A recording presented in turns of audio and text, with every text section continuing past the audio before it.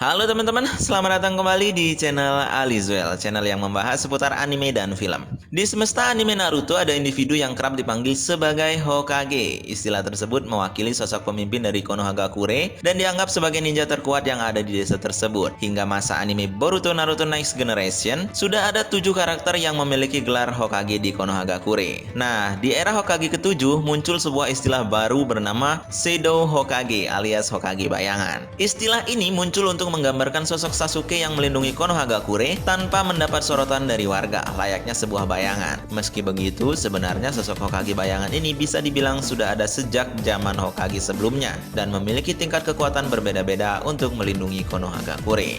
Nah, berikut ini Alizwell sudah menyiapkan 5 Hokage bayangan terkuat. Untuk itu tidak usah berlama-lama, berikut ini adalah daftarnya.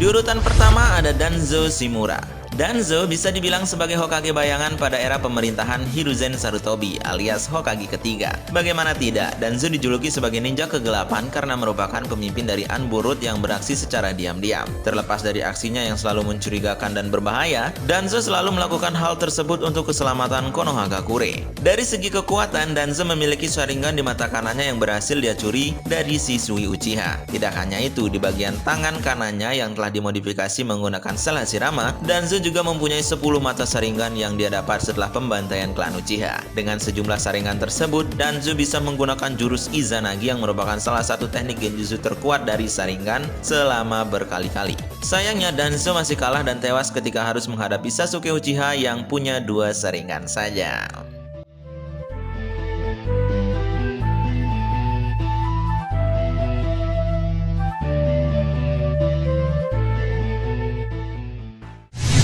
Yang kedua, Jiraiya.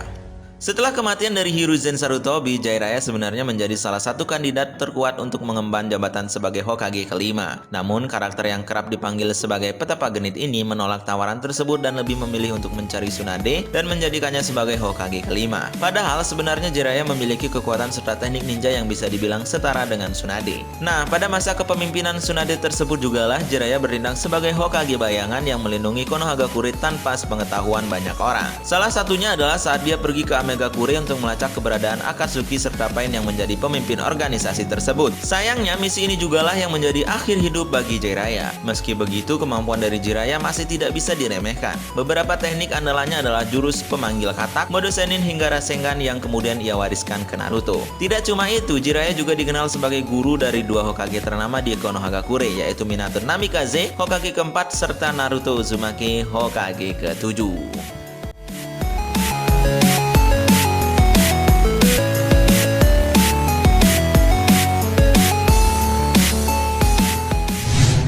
Yang ketiga, Itachi Uchiha.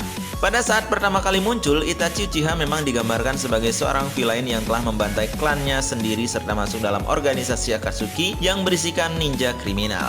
Namun, seiring animenya berjalan, terungkap kalau semua hal tersebut dilakukan oleh Itachi untuk keselamatan desa tercintanya serta sang adik yaitu Sasuke Uchiha.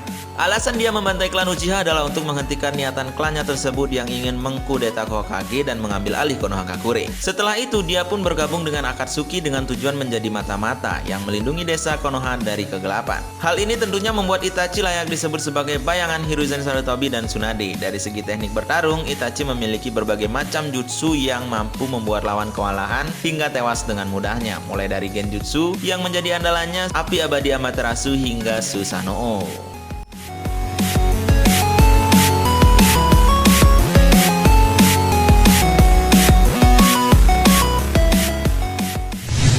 Yang keempat, Tobirama Senju. Sebelum menjabat sebagai Hokage kedua, Tobirama Senju juga bisa dibilang sebagai Hokage bayangan di masa kepemimpinan kakaknya, yakni Hashirama Senju alias Hokage pertama. Saat membantu Hashirama, Tobirama terbilang berjasa menciptakan stabilitas politik dengan lembaga untuk melindungi Konohagakure. Selain itu, dia juga turut ikut bersama Hashirama dalam urusan diplomasi Konohagakure dengan desa lainnya. Tobirama juga menjadi salah satu ninja hebat di desa Konoha. Bagaimana tidak, dia berjasa dalam menciptakan beberapa jutsu ikonis di anime ini. Mulai dari jurus 1000 bayangan, Hirashi no Jutsu yang membuatnya bisa berteleportasi hingga Hidotenshi yang mampu membangkitkan mayat. Oh ya, Tobirama juga sangat andal dalam menggunakan berbagai jurus yang berkaitan dengan elemen air.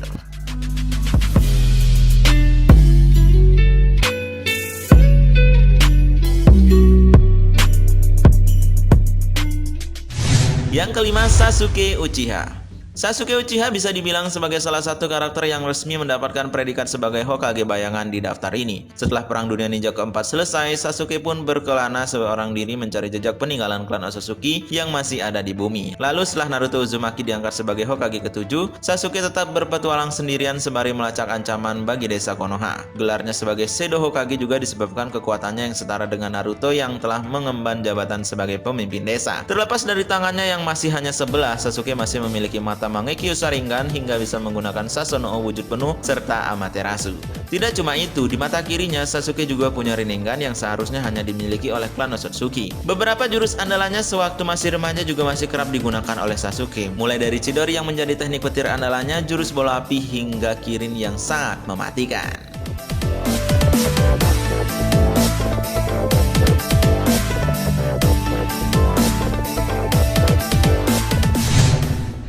Teman-teman, itulah deretan karakter-karakter Shadow Hokage terkuat versi Alizuel. Dari seluruh karakter tersebut, manakah yang menjadi favorit kalian? Tulis jawabannya di kolom komentar. Jika kalian suka dengan video ini, jangan lupa like dan subscribe channel Alizuel. Kita bertemu lagi di video selanjutnya.